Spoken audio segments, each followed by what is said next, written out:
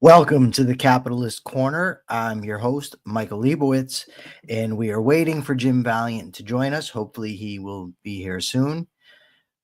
I am the vice chair, although Mark likes to call me the co-chair of the American Capitalist Party. Please check us out at americancapitalistparty.org. I'm also the host of the Rational Egoist, a great podcast, if I don't say so myself, and it is available on Spotify, YouTube, and wherever you get your podcasts.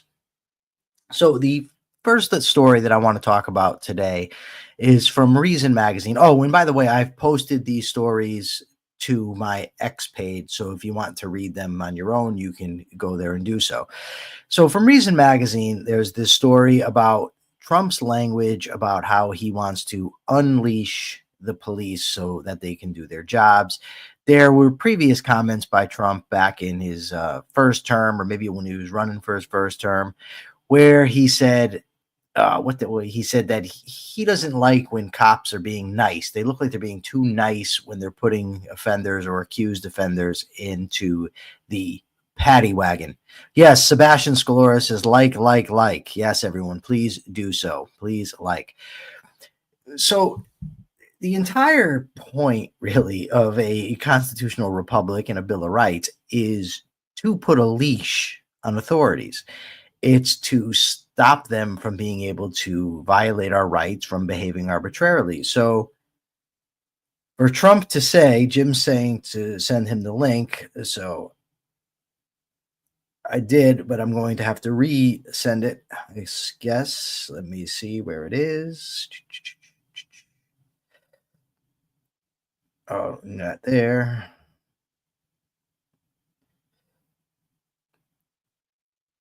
Okay. Oh, that did not work. I'm going to have to do this manually, I suppose. So let me just copy here. So anyways, oh, here is Jim now. He's figured it out. We got him. Let me get him here. Right there, Jim I am. Valliant. Oh. Jim, you're on. Oh, forgive my tardiness. You were able to find the link. I was demonstrating your inherent boomerness there. My inherent boomerness has been revealed to all the world in my tardiness. Yes. Yes. Yes. So what we have here today is Jim Valliant, the great philosopher. He's a former prosecutor, author. He's a regular on the Ayn Rand Center UK. He's a regular with me on the Rational Egoist. He's a regular here with us on this show. Jim, I'm talking about the Reason Magazine story where Donald Trump says that he wants to unleash the police. So I am very eager to get your take on the idea of unleashing the police. Well, I'll first start, like you often do, with the U.S. Constitution. Do you know most of the criminal statutes on the federal books come from the Commerce Clause? That is to say, the justification under the Constitution by which, say, drug laws are enforced in this country comes under the Commerce Clause. If it weren't for that darn... Now think of it. They've taken the Commerce Clause and they've warped it out of all perspective. Section 8 of Article 1 of the Constitution defines the powers granted to Congress, and it says the power to punish counterfeiting among them. It gets that granular when it comes to counterfeiting. If they're getting that granular when it comes to counterfeiting, then obviously most of the criminal statutes on the federal books are unconstitutional. So, you always make the point about immigration laws. There's nothing in the Constitution that gives the federal government the power to regulate immigration. Well, my opening assertion on this would be a pretty radical, classical liberal one. The vast majority of the criminal statutes, I recognize it says the power to punish counterfeiting. Okay, that's a power that the federal government has. If you have to get that granular about criminal statute, okay, now that ignores the broader point. We do live in a world, my whole life we've lived in a world where the government has been deeply involved. And what got them deeply involved historically? Prohibition. They passed this dang thing that says alcohol is now criminal under the Constitution. And you can, then so what does that do? It creates a huge boom in organized crime. It gives Al Capone a living. And so now we need all these federal agents. Now we need Elliot Ness, with the Untouchables to come in with federal agents, G-men, and all that. It really was only at that point that the federal government had any role in criminal law, which should essentially be a state and local matter. So when Trump says, I'm going to unleash, law enforcement, now, do I think, on the other hand, let me balance that out with some reality on the other side. Do I think that local prosecutors have dropped the ball? Do I think local police organizations have dropped the ball? In 2020, we faced just an outbreak of, in effect, mob violence in various streets, and they were burning government buildings, and the response? Well, we need to pull back on the cops. We need to rethink cops. We need to cut the budgets for police agencies.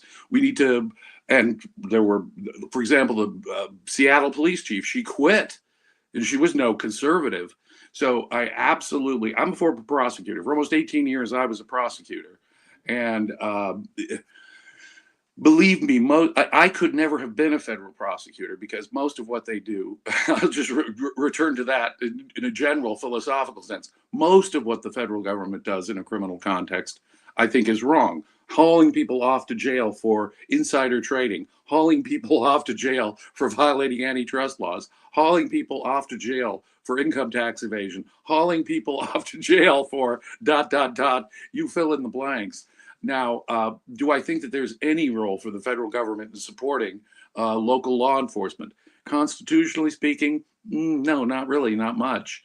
So extradition, can they help that? Well, that's one governor asking the governor of another state, hey, you got someone we want for, kidnapping or murder or something. Could you please bring them over here? And states have, under the Constitution, this reciprocal responsibility to one another to fork over their criminals.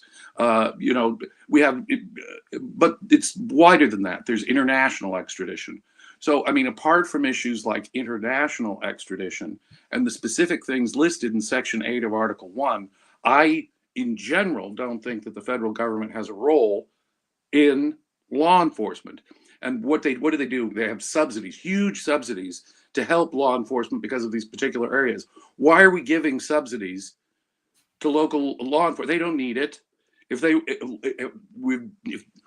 we didn't have this monstrously evil war on drugs, which is what incarcerates half the people in the state, on the state and local level, they would have plenty of reasons. We could double the effectiveness of police and DAs on a local level if we just legalize drugs. Boom, just like that. Double the effectiveness of law enforcement and all sorts of other things. The corruption that, most of the law enforcement corruption, of course, comes from organized crime and the money associated with the drug trade. So it's this bloody war on drugs, and then they think because we have this power to control the borders, it's the importation of drugs that is where the government gets its nose in. But I was at a meeting with a bunch of DAs when I was a prosecutor, and there's this guy from the DEA, the federal drug enforcement folks, right? And I just raised my hand with a simple question. I think, okay, if we triple down on what you're saying, are we going to solve the drug problem? His exact answer to me was, even if we quadrupled down, it would be like trying to empty the Pacific Ocean with a thimble. And when you're faced with a reality like that, you've just got to rethink your whole purpose altogether. Now, the side effect of that, the Fourth Amendment to the Constitution, of course, forbids unreasonable searches and seizures. All of the dubious and complex and difficult cases that come from that, whether you should have a warrant, what is probable cause, when is it a reasonable search of someone pulling over a car on the street, all of these cases are generated from the war on drugs. When you make the simple possession of something like drugs illegal, what you have done is you've opened up this panoply of complexity when it comes to what is an unreasonable search and seizure. So I would say that 90%, some good 90% of the bad Fourth Amendment jurisprudence coming from the federal courts comes from this. It's a good thing that the 14th Amendment has in effect federalized criminal procedure, because it started applying the 4th and 5th and 6th Amendments against the states, which I think the 14th Amendment does do. But when you add in the wrinkle of the war on drugs, what you create is this giant complexity, this Byzantine complexity of what is a reasonable or unreasonable search. And, there's this old DA that I used to work with, a guy named Charlie. I'll leave his last name out for privacy reasons. Chuck. Call him Chuck. Call him Chuck. Good old Charlie was a great guy because, he would say, I would point out a search and seizure issue that would normally be relevant in less important cases. But it was a murder case. He said, he called me Prince because my name is Valliant. He said, Prince, don't worry about it. It's a murder case. We got the murder case exception. And judges are going to look the other way. Well, wait a minute. So there's one standard for search and seizure when it comes to finding a dead body in a trunk or a bloody murder weapon at the scene. And there's another standard when it comes to pulling someone over because you suspect they've got meth in the car. I see. So I have to say that I'm with Reason magazine on this times 1,000. Yeah. The federal government has no role in this. Jim, when you start making allowances like that, now the problem is you take an extreme case and say, well, murder, and everybody wants murderers off the street. Right. The problem is once you start making those exceptions, you let the proverbial camel's nose under the tent, right? Now, what I said before, as you were fumbling through your messenger feed trying to figure out how to hit a link, difficult for some of us. What I said was that the entire purpose of a constitutional republic, of a Bill of Rights, is to put a leash on authorities. So for Donald Trump to say, I want to unleash the police, is antithetical to the entire American experiment, the American system. Yes. And that to me is sad and it's scary. So Jim, I'm utterly exhausted. I'm very lethargic, but I'm getting through it. I got another interview to do at 1:30 and then I got to go somewhere else. I'm framing Gilder, as Alan Thomas likes to say. Wow. So have you finally seen The Princess Bride? I did see it. I did. Wow. Okay, I liked it. What an adorable, fun movie that is. But yeah, it was. But the problem was it was so built up. There was no way it was gonna match the expectations. Right. So, but the reason I'm tired and the reason I'm bringing this up is a couple of people have mentioned the debate that I had last night, and Ian Gilmore initially he asked how did it go. It's funny, Ian, because I actually asked Grok prior to the debate. I said who is likely to win this debate between Michael Liebowitz and Jim Bob. And what Grok told me, to paraphrase, is that Michael's philosophical rigor he is going to win the debate on substance. But Jim Bob is a performer, and the format on which they're having the debate is built for performance. And in that right, Jim Bob can relate to the audience. That's how I think Grok was 100% correct. I read my opening statement and he came back and either claimed I didn't say things that I did, or he misrepresented what I did say. And that was the crux of the thing. Now, going in, initially, I did not know what type of debate format that was. I just knew that it was a debate with a moderator. I subsequently did find out that this is what they're calling blood sport debates, which essentially just means rudeness and insults and whatnot. But, I agreed to it. And I just asked him, listen, can we just give her a word that we're not going to resort to insults? So while he was disruptive and rude, it's hard for me to really blame him because that's the format. And I agreed to it dumbly before I knew what it was all about. And he did stick to the no insults. Now, Greg, I can't believe I forgot his last name. Greg Lewis makes a very good point here. And this is ultimately why I like to do these debates, or one of them. Greg says the Raging Tomatoes, that's the name of the format, Sarah the Raging Tomato. They have a lot of seeds, meaning subscribers, which means there's a lot of people watching. Now, most people are biased and they're going to stick to their views. You can see it. The people that agreed with me are going to agree with me after, and the people that agreed with him are going to agree with him after. But there might be some people that you can draw into the fold. So afterwards, they had a panel discussion, and a guy said to me, wow, he said, that's actually the way that I think about rights, but you explained it better than anyone I ever had. anyone he'd ever heard. So that's great to me. So then from there, I said, well, what you should do, I said, you should, if I would recommend anybody that's really interested in this topic of rights, read John Locke, read Frederick Bastiat, and read Ayn Rand. I also explained to the guy that I developed or explained how I came to my view of rights in my book, View from a Cage, my transformation from criminal to crusader for liberty. So there's, in addition to the debate, in addition to getting the idea of individual natural rights out there, and I refer to them as natural rights. I know there's objectivists that heads are going to explode at the prospect of referring them as natural rights, but I think they're clearly within the natural rights tradition. But anyways, there's people that are now exposed to a new idea. Maybe they'll pick up these books. You don't know how those seeds ultimately are going to grow. And in the end of the day, I don't think I would do a debate like that again. It's really not my style. But it doesn't mean I don't think that it was worth it. It was aggravating. It was frustrating at times. But if people are reached, I have to say that I don't think there was anything wrong. What's the old Jewish proverb? If you save one man, you've saved a universe. Yes, they actually, Jim, and that's interesting that you brought that up, because the story of Cain and Abel in Hebrew, if I'm remembering correctly, and I believe I am, God says your brother's bloods are calling out to me.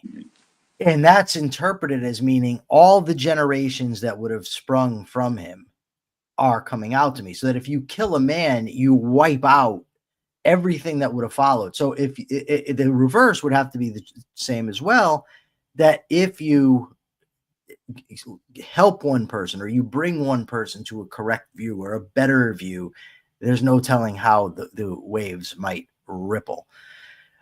Yes, and more than that, if there's one guy on the panel that way, think of the many times, hundreds of people that might be like him.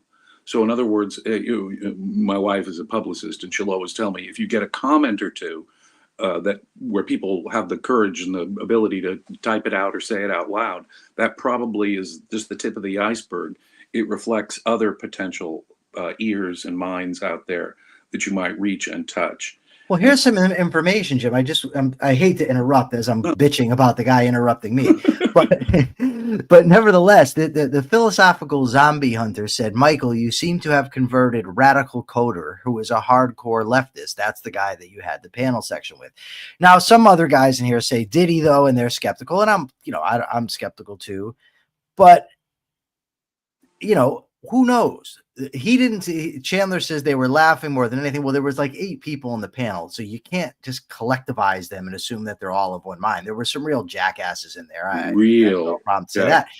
But there were at least 3 people in that chat that seemed to me to be sincerely interested in ideas. One of them is a sterner right egoist, and I disagree with him, but nevertheless, it's somebody that is interested in ideas. And when people are interested in ideas, they can change their minds, and that to me is good. But that's enough of my debate discussion. Anybody can watch it. It's on the YouTube page for this. It's on X. It's all over the place, Facebook, whatever.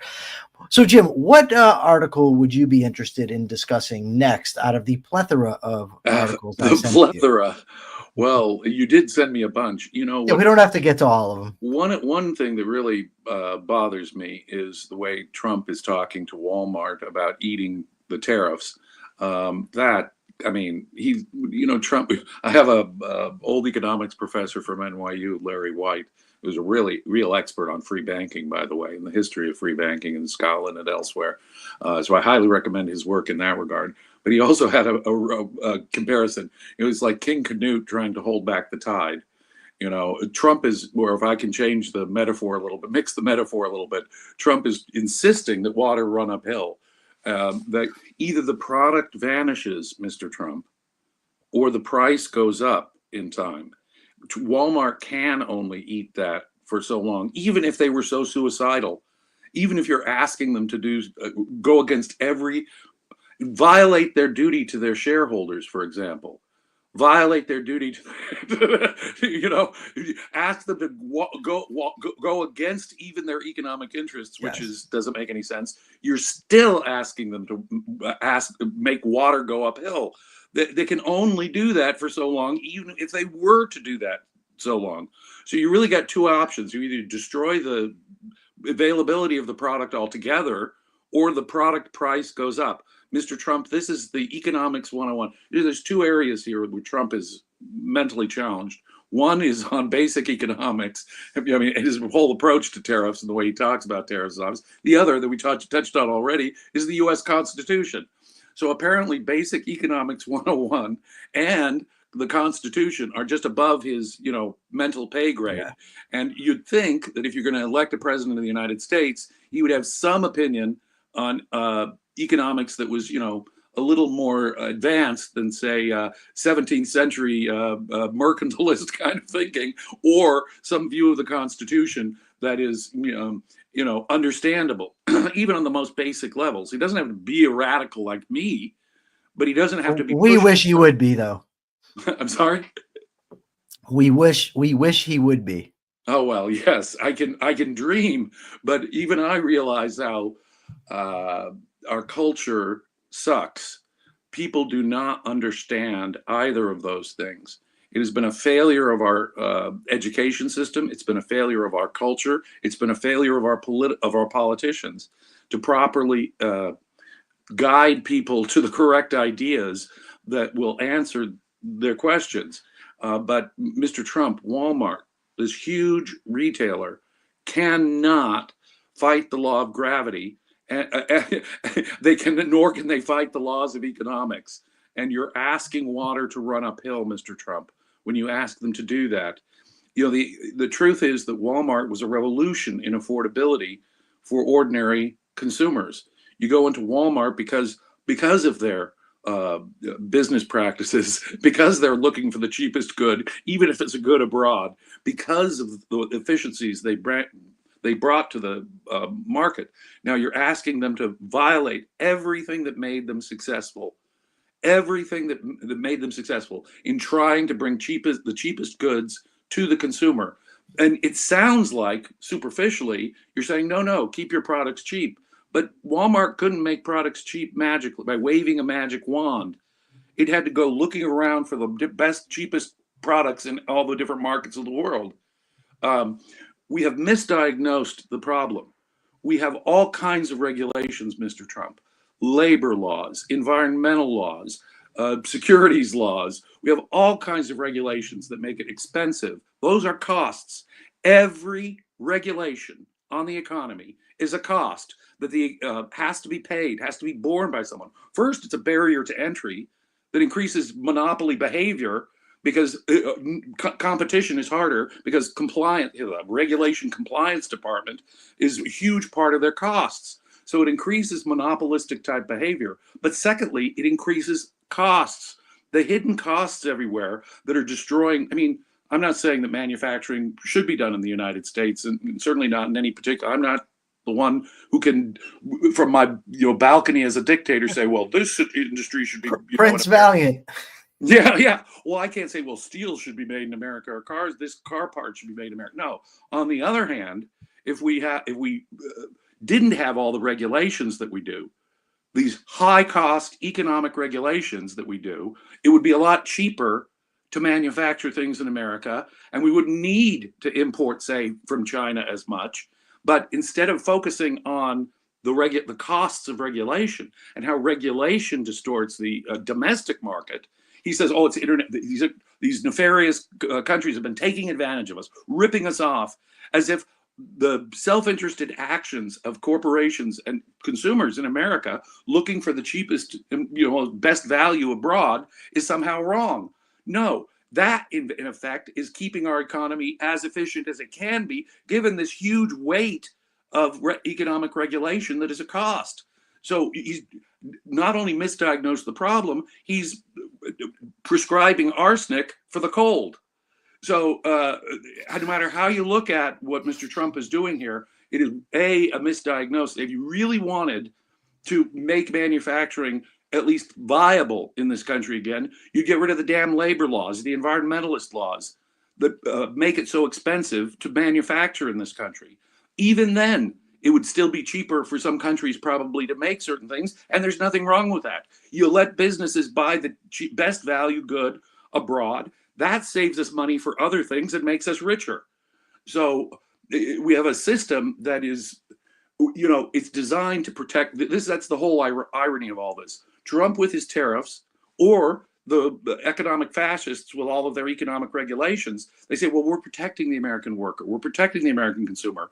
But it just seems like the harder they're protecting the consumer, the harder they're protecting the economy, the worse the economy, the worse the worker is off, the worse the consumer is off, the higher the cost, the fewer the choices, the more monopolistic practice we will see around us in practice.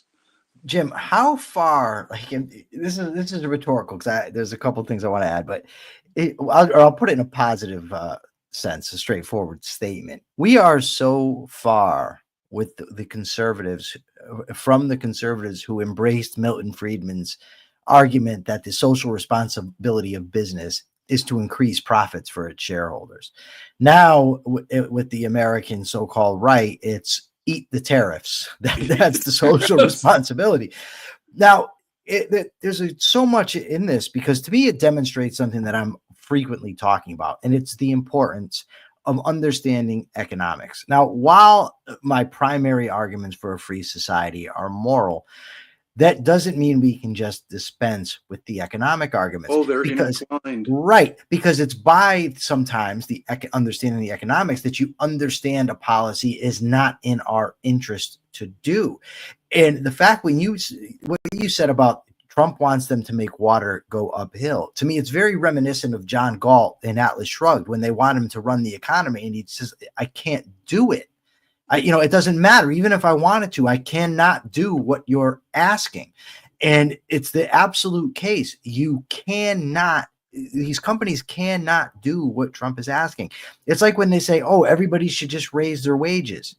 You just can't do it. You cannot violate the laws of economics with impunity. It's just not the way that it goes. Why not have a minimum wage of $100,000 a year for everybody? Or $200,000, or $1 million. Million, screw it. Heck, screw it. And we could make everyone millionaires. No, all you do was unemploy everybody. Everybody whose productive value is worth less than $1 million, or whatever the figure is. And that's exactly what happens. And if you want to encourage, I think eventually robots will replace workers in factories and robots. But what happens when you raise the minimum wage? Suddenly you've got automated kiosks. It becomes more cost effective. It's more cost effective. Right. Now, that may be the future, but the point is, in the meantime, your effort to protect workers is throwing them out of work, is throwing them directly out of work. They don't, one little read of Bastiat or Henry Hazlitt could zero through all of these issues in their mind. We have to let the market set wages. We have to. In fact, that's the only fair way to do. People say, well, I'm underpaid. Well, by what standard? Tell me, how are we to determine that you're underpaid? Jim, I got a very interesting thing going on here in the chat. Robert Nasser misspelled Marxism as Maxism, and he somehow has managed to blame Obama for this. Now, I'm somebody that loves to tease out implications of arguments and actions, but I would love to know, Robert, if you want to type it in, if you can type it accurately, how it's Obama's fault that you misspelled Marxism. Hey, I'm all for blaming Obama. I couldn't stand him. I never thought I would dislike a president worse than Obama, and then Trump comes along. All right, so Jim, what else we got? You got some more? I know. Maybe. Well, you pick the next one. I could have went with Nimity. Well, did you read them all? Yeah, I looked at them all. Yeah. What do you mean? What kind of shenanigan legal talk is that? You looked at them. Or did you read them or not? If you're going to look at every word in every article. No, but there's a difference. I looked at them and I read it. Are two different things. Did you read the articles? Yeah, I did. And how does Ayn Rand put it with the philosopher Hegel? No one's ever read Hegel. There are plenty of people who put their eyes on every single word on every single page, but no one has ever read Hegel. I put my eye on every single word, but if you were to quiz me on it right now, I'm not sure. Not to say that those articles were Hegel. Speaking of Hegel, when I read Friedrich Hayek, somebody whose natural language is German, Right. And he said, I do not pretend to understand Hegel. I said to myself, okay, Hayek is a brilliant polymath who speaks the language. It was And a native language. if he doesn't understand Hegel, I'm shot. It's just not happening. And those damn German sentences, they just go on and on and on and on and on. Somebody mentioned Karl Menger, and I love Karl Menger. Right. But his book on method, which wasn't a bad book for the ideas it expressed, but my God, a page of sentences and semicolons and commas, and it's like, geez. All right, so I think speaking of Hegel, maybe we should discuss the article on Marx, which it seems is making yet another comeback, and I've seen that here on X with my discourses, unfortunate discourses with Marxists. It was an interview with a professor who wrote a book about Karl Marx's influence in America. And what struck me the most, Jim, is the premise of the article was that this is something that's unknown about Marx's influence. And I don't know. I mean, for example, his influence in America as an American columnist in the 19th century, that was a source for Karl Marx's income. Apart from that's one area I have to agree. Hegel, but generally speaking, Marx is well known and well read in America. Oh, that is true. But there were certain times when he was more of a fad, at least in some circles.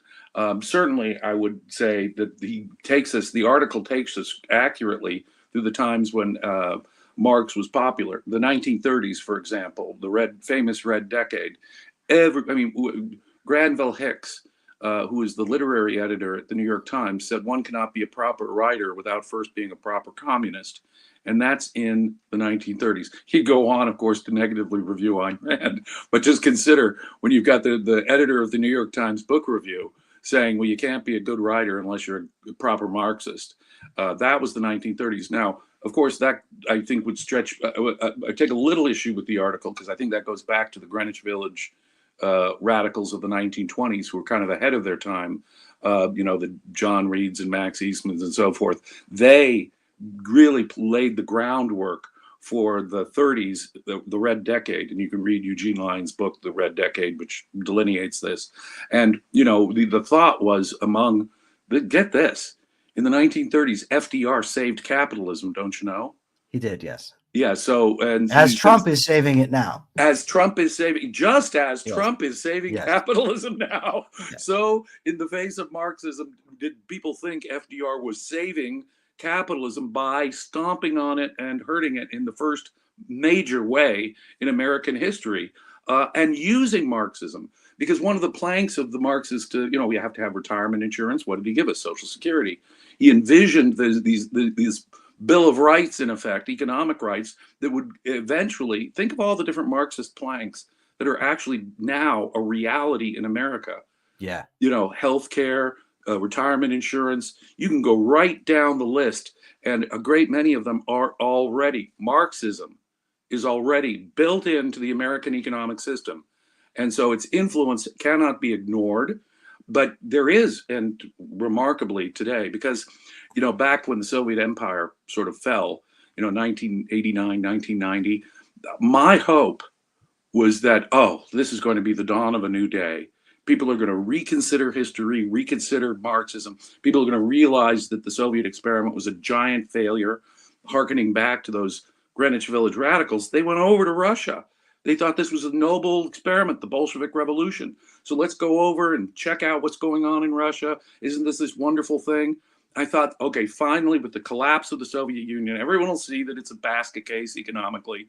And everyone will rethink, oh my gosh, it's also a slave society. And people will connect the dots. And people will see that socialism is an inherent part of totalitarianism, that there'd be this widespread popular criticism of communism, at least in practice. No such thing happened. Jim, I thought in 2000, when Obama got elected, I remember thinking this guy is going to do so much damage with his socialistic policies that it's a wide open door for capitalism to come through. but it didn't happen. I don't know if Robert, maybe this is casting an aspersion at Jim a little bit. Maybe it's making excuses for Jim. I don't really know, but he says, yes, it's a wicked long interview. I'm not surprised if Jim skimmed it versus read it. I'm hoping he read it, but he's being very slippery as to whether it was read. I mean, I looked at it, but Jim, in all seriousness, when it comes to Marxism, this to me is a perfect example of what you and I talked about over Messenger earlier today about the importance of epistemology. And I in my debates focus a lot on what words mean, on definitions, and on keeping them crisp, not changing them.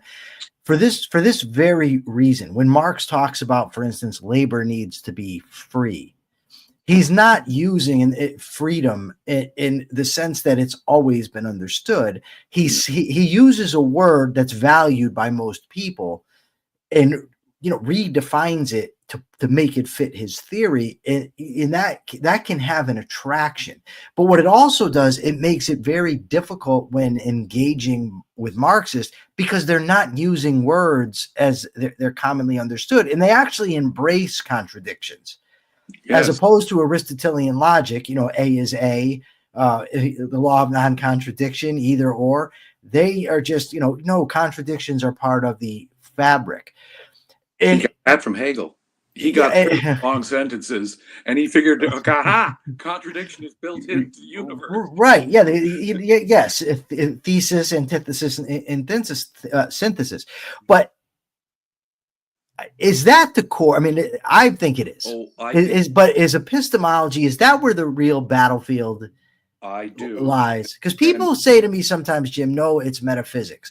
But to me, a person's metaphysics, you're learning, is by epistemology, even if it's your basic observation, and you're not, applying a broad philosophical theory, but you're still basing your idea of reality on your observations, on basic reasoning. It still boils down to epistemology. Well, the subject, and the two are connected. That's the thing. There are no two subjects that are so intertwined as metaphysics and epistemology. If you have the primacy of existence in metaphysics, that will demand that you develop an objective methodology in epistemology. So understanding that, well, my consciousness doesn't create reality. I have to submit to reality.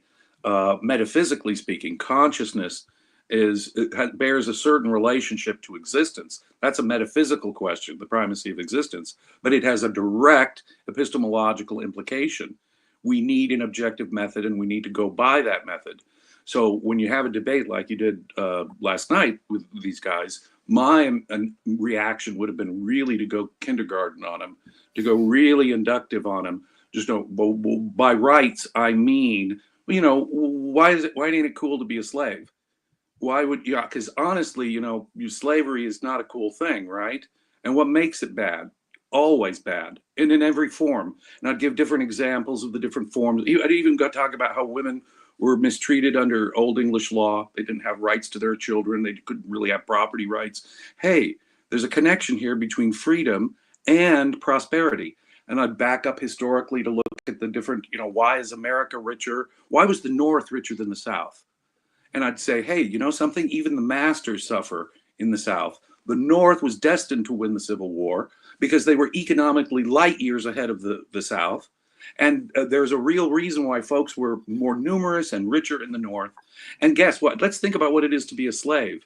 Is that fun to be a slave? Do you think if you can't choose where you live, what you do for a living, who you hang out with, if you don't have those kind of freedoms, what are your odds? Now, you can go be some mystic, like Jim Bob was a whack out mystic as far as I'm concerned, but and a real dick too. My God. But I just point out to Jim Bob, for you, it might be great to be a slave, but let me just suggest that in reality, slavery ain't cool. And that's what I mean by rights. It's never cool to be a slave. In fact, there's a relationship between freedom and human success, thriving, and prosperity.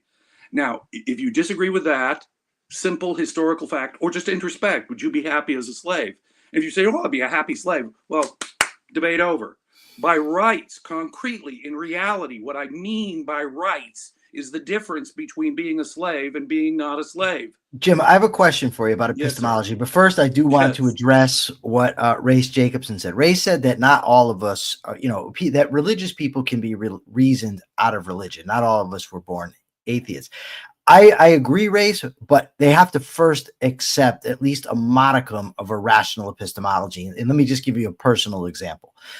I learned about Aristotle's law of contradiction, I think, when I was 22. When I grasped that, it was a few years before I ever read Ayn Rand. But I understood, okay, if I'm holding two contradictions to be true, at least one of them is wrong. I've got to get rid of one of them. At the time, I believed in God strongly. But slowly, when reading the Christian Bible, I would apply that test, the contradictory test. And I saw, okay, there's so many contradictions, this can't be true. So I went on to Judaism. But the same thing, I was always applying the standard of non-contradiction to what I was reading. And as I did that, eventually I went to deism and then just to raw atheism in the end. That is a wonderful story. But the point, yeah, but the whole thing was I had to have the idea of non-contradiction to start with. Like, for instance, I bought the argument that's constantly made by theists that in order to have a design, you have to have a designer. And I said, okay, that sounds good. But then it occurred to me, because the argument was every time I come across something that's designed, it implies a designer. But then I said, okay, but what does a designer imply? Well, a designer applies a physical being, a physical body with a physical brain that creates things. But that's not anybody's conception of God. And I, of course, came across arguments, about, well, even if you say we have to have a designer, why does that have to be God? Why does it still have to be living? And slowly, by applying a rational method that I had embraced years before, I did away with it. If I simply said all along the way, God acts in mysterious ways, let me have faith, I never come to that conclusion. So we have Paul Latix is in the audience. He said, are we talking about last night's debate? We did touch on it a bit, Paul. Paul is one of the guys. He's the Sternerite egoist I told you about, who seemed to be one of the brighter of the bunch. He actually asked good questions. I just didn't get a chance to answer them because of the disruption. But what I wanted to ask you, Jim, is an epistemological question, right? We are neither rationalists nor empiricists, right? As objectivists. We apply reason to reality. Now, you expressed how you would basically flood the zone with empirical facts, with concretes, with particulars. My preference is to go in a debate anyways, not while I'm learning. Through the learning process, you necessarily have to start with the particulars. That's otherwise, what the hell are you grouping to form your concepts? But in debate, my preference is to go more toward the abstract, because the concepts that you're employing are condensing vast amounts of information and allow me to get more across. But is there within that's that... how you reach the guy you did. See, right. He had actually been engaged before the debate had ever happened. He'd been engaging in a process of actual cognition. So that when you made sense, it plugged in to his actual cognition, where he's linking fact and abstraction. Yeah. So my question, here's my question, Jim. Yeah. Is it in some sense, because there is an element of optional in epistemology? Now, obviously, we don't want to be rationalists and we don't want to be empiricists, and sometimes one calls for more of the other. But are there instances where it's just a matter of preference and style as to where the focus is? I would put my focus always on what Leonard Peikoff talks about in understanding objectivism. Every time you're listing facts, you should have this pulling you toward the abstraction and generalizing from it. Every time you're lost in abstractions and you're going through definitions and big abstractions, you should feel a pull toward concretization. Right. And so properly, it's a balance. When I'm talking to someone who believes that rights are a mental construct, then he has told me where he's coming from, and that is what triggered my reaction to, okay, we got to inductively get you to what I'm talking about with rights, because you're up here in this, it's just a mental construct, Jeremy Bentham, it's the concept of rights is nonsense on stilts. And so since it's like ghost or unicorn to you, let me explain to you concretely what I mean by rights. It's the concrete difference between slaves and free people. And if you tell me that there's no difference in their chances of happiness or material prosperity, then we got a factual problem here on the table. But I would still go up. In other words, I flood the zone with what I concretely mean by rights, because this guy was he's cognitively diseased. Ayn Rand would often describe it like this. It's true, though. Ayn Rand would describe it like this. Political arguments for her would quickly devolve into moral arguments, and those would quickly evolve, if not elevate into, let's put it that way, into an epistemological argument. And that's really what it is. This guy has been mentally diseased with, you could tell it with the highfalutin, fancy philosophical terms he's using. That he clearly didn't understand. Yeah, that's a substitute. Right. So, Jim, here's what I hate to derail you, but I just want to say we have two people in the audience now that were in the debate panel last night. So to me, that demonstrates the benefit of doing those debates. So one of them, it says but you're a braver man than me, Gunga Din. Yeah. So one of them says that this guy that I debated is basically Andrew Wilson. I want to know if I know who he is. I actually tried to have a debate with Andrew Wilson. What happened was we each gave an opening statement. We were going to debate the question of ethics, Christian ethics versus the objectivist ethics. So what happened was I gave my opening statement. And then he gave his opening statement in which he misrepresented the objectivist ethics. He misrepresented Ayn Rand's views. He misrepresented what Atlas Shrugged was about. He claimed that this is libertarian stuff. And when I got my response, I hit every single mistake he made. I utterly you can't watch it because it's behind a paywall, but I broke through all that. His next question, instead of addressing my assaults on his claims, were to say to me, yeah, well, is it ethical for a guy to have sex with his sister? So he wasn't actually interested in engaging the ideas. What it was an attempt to do was to assert a conclusion and assume the conclusion is true, i.e. that it's wrong for people to have incestuous sex, right? Because everybody revolts against it. But he hasn't proven it's true. But he wanted to take that and use the conclusion to destroy the argument. But that's not how you do it. You have to do what Socrates said and follow the argument wherever it goes, even if it leads you to conclusions that you don't like. Ultimately, I just hung up on Andrew and said, I'm not interested in you calling me names and yelling and screaming. You're not interested in debating ideas, which is how I kind of preempted this by making sure that we were going to agree on not lobbing insults. But I can't help but think that there was an element of dishonesty, and the guys from the Raging Tomato would know more than me about this guy because I really don't. But when I give an opening statement and then he responds with misrepresenting virtually everything I said, I have to assume that there's dishonesty involved. Okay. But what I want to emotion. So ignore all this rational stuff you're saying against what I'm saying. But down right here, there's an emotional thing that I know I can pull on your heart on. So it's a total emotionalist argument. And right. At that point, he's actually lost the debate, because we weren't here to debate the morality of incest. We were here to talk about Christian ethics versus moral principles is what we're exactly debating. Principles.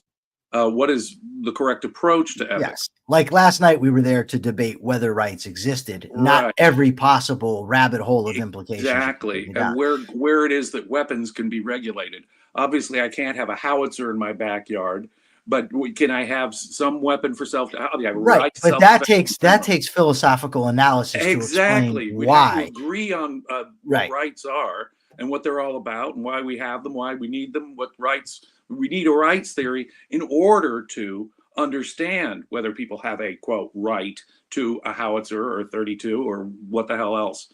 So, yeah. All right. So now what I want you to do is I want you to take that great mind of yours, assuming that you've read the thing that I sent, because now we just don't know. We're all up in the air.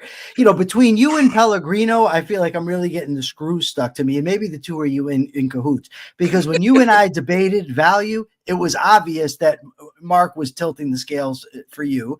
Now I got you. You're coming in to substitute for him. I don't know if you're reading. I don't know what's going on. We got Robert Nacer blaming Obama because he can't spell. Like it's like a massive gaslight operation against me. But we're getting to Michael. Yeah, maybe we could have race in his thumbnails, make the thing with you, Robert, and Mark all just screwing with me, pulling on the gaslight.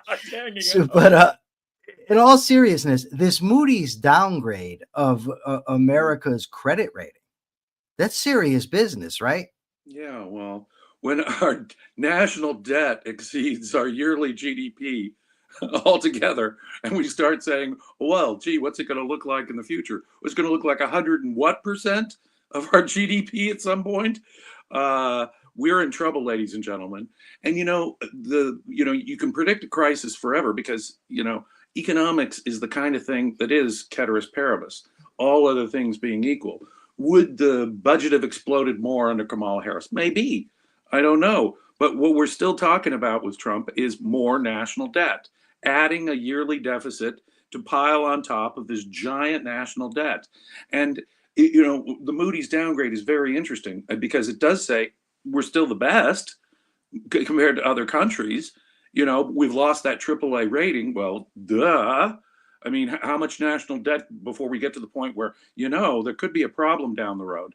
But, national debt, it's kind of like, I don't know if you've ever been to Yosemite, where they have these beautiful granite domes that form the tops of the hills around there. When you're on a dome and you're walking to the edge to see how far you can go before you completely slip off, you can't really tell. It's a dome. So it looks the same perspective-wise as you're walking down the dome. But my palms start to sweat just thinking about it because you don't know when you're going to reach that point where you slip and you can no longer hold on and you're falling off the cliff. Right. So I can't, and I don't think Moody's can, I don't think Goldman Sachs can, or JP Morgan can tell us exactly where that's going to happen. But ladies and gentlemen, it's going to happen. And if the US dollar is gone, then the world economy is going to go into a nightmare condition. That's what we're talking about here. And rather than talk about immigration as a crisis or foreign trade, these trade deficits being a crisis, the crisis that we're facing, if there was any kind of justification, I don't like declaring an emergency and now I'm a dictator sort of the approach to things. But on the other hand, if there is a national emergency, the national emergency is federal spending and federal debt. And I'm afraid Trump is a huge disappointment on this. With the headlines that we're getting now are how the House is trying to hammer out this new, the conservatives don't, they want to cut Medicaid over here because after all, now they're making the sausage on how much the deficit will be, not whether there will be more deficit spending, because they're not addressing the entitlements which are necessary. They're not addressing, even on the periphery, they're not addressing the major sources and drivers of the national debt. There's a whole bunch of spending that they can, why are we even debating things, and you talk about little teeny minuscule things, little teeny drops talk about a thimble in the Pacific Ocean. It's like PBS and National Public Radio. If they can't say, why the hell are we giving this subsidy, which is only a small percent of their budget, to those things, we're lost. We're lost. If people can't say right off the bat, well, obviously, public radio and public television shouldn't be something the taxpayers are on the hook for. Obviously, art subsidies and humanities subsidies are obviously off the table. Then we are lost. We're so far in the mire. We're so far down the sewer that no one can even look. We're facing a national debt crisis. At some point, it will be catastrophic, and it will be a cascading effect, the likes of which will be really horrible on everybody on this planet. And here we are tinkering at the edges with Doge, well, this and that, and half of it is costing more than it's saving anyway. And so we are talk about a national emergency and talk about a problem that is epistemological. Look, if the national debt is a problem, then we need to eliminate whole agencies. You need to get rid of farm subsidies as such. You need to get rid of small business subsidies as such. Why are they even on the agenda? Much less little dinky things like, national public radio or public television. If they're not willing to say, okay, we got to eliminate whole departments, whole agencies, whole programs of subsidies, we're not even beginning to address the national debt problem. Excellent, Jim. And that'll wrap up the articles. And I'm going to give you a minute to think because you're doing the capitalist thought of the day.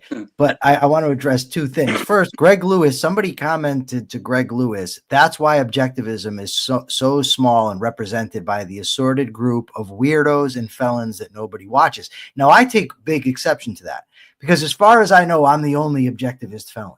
I don't know of any others. So the plural should not be used there.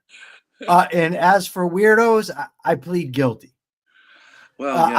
I don't want to be normal. I don't want to be what everybody else is. I'm perfectly happy to be weird. And Jim, I have a issue with you that I want to take. You maybe a month ago chastised me for referring to Marcus Tullius Cicero. You said that I should not be using the hard Latin C. Oh, no, you should. That's no. But now I just caught you with Cateris Paribus.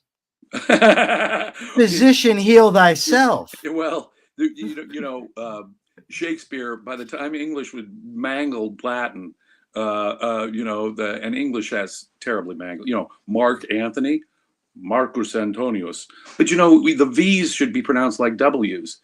So when I say it should be weenie, weedy, weedy, weedy, I came, I saw, I conquered. You should be pronouncing the V's like W's. And that's not normal. When people normally say Cicero, and if I were to go around saying Cicero, people wouldn't even know who the hell I'm talking about. Marcus Tullius Cicero would be the way his friends in the first century in Rome would call him. His pals. D's are hard. The V's are like W's. The G's are always hard. And so, no J. Yeah, no J. That's right. Julius Caesar. Julius Caesar would be the way you'd say it, right? So Gaius Julius Caesar would be the correct way of doing it in ancient Latin. If you're going to do it the way the ancient Romans spoke it, but you see, Latin, like every other language, also itself evolved. So Church Latin in the Middle Ages, what they call the Vulgate, is different from the Latin that was spoken before. And as I say, when English got its hands on it, it totally reshaped things. So now no one would know who I was talking about if I said Marcus Antonius. They go, oh, you mean Mark Antony? Cleopatra's boyfriend? Yeah, that's what I mean. So heard she had an unfortunate run-in with a snake, or maybe an intentional run-in, I guess. Yeah, maybe unfortunate. Unfortunate from whose perspective? All right, Jim, give us the capitalist thought for the day. Make it a good one. You got a lot of pressure on you. It is my capitalist thought for the day is that capitalism is the only moral system. Economic arguments are important, and they do underlie the factual basis for which I can say that it is the only moral system. But capitalism is the only moral system. It is the only system consistent with a thriving, prosperous human life. It is the only system consistent with having a chance at happiness in this world. And so I would say there is no theory-practice dichotomy. There is no dichotomy between economics and morality. And the conclusion to this, and which should give us the inspiration to defend capitalism, is not that it is the defense of greedy big businessmen or somehow an oppressive system. It is exactly the opposite. It is the system of individual freedom, individual rights. It is the system under which human beings have a chance at happiness, can thrive and prosper. So capitalism is the only moral system. Anything other than freedom, anytime the government points a gun at you, they are in the wrong. It doesn't matter whether it's a criminal, and it doesn't matter whether it's the United States government. The initiation of force is wrong. And for that reason, capitalism is the only moral system. When the world gets that through its head, that is the day that we can finally start winning arguments and politicians won't be insisting that water run uphill. Awesome, Jim. All right, tell the people where they can find you, as if they don't already know, but let them know anyway. Well, you mentioned I'm frequently on Ayn Rand Center UK programming for members only. If you're subscribers, you get all kinds of stuff from me. Yesterday, for example, I did 2 different things, but they're members only. that I think are really fascinating. One was on Ayn Rand's life. Another was with the objectivist magician Owen Christensen that you had interviewed. But I'm also on Facebook, actively answering questions every day. And for some strange reason, you keep having me back here. So that's where you can find me. And Jim, I even once again wore my Old Town sweatshirt. Old Town, San Diego. What a great time we had. Yes, we did. And we're going to have to do it again. Yes. All right, folks, please come back tomorrow. I might be here alone. Maybe I'll find somebody to jump on with me. But either way, I'm sure we'll have a great time. In the meantime, though, make sure that you check out AmericanCapitalistParty.org. Make sure you check me out on Twitter or X, whatever it's called nowadays. And make sure to check out my podcast, The Rational Egoist. I think you'll have a great time. And for now, I'm going to parrot my friend Mark Pellegrino and say, remember to check your premises. Thank you, everybody.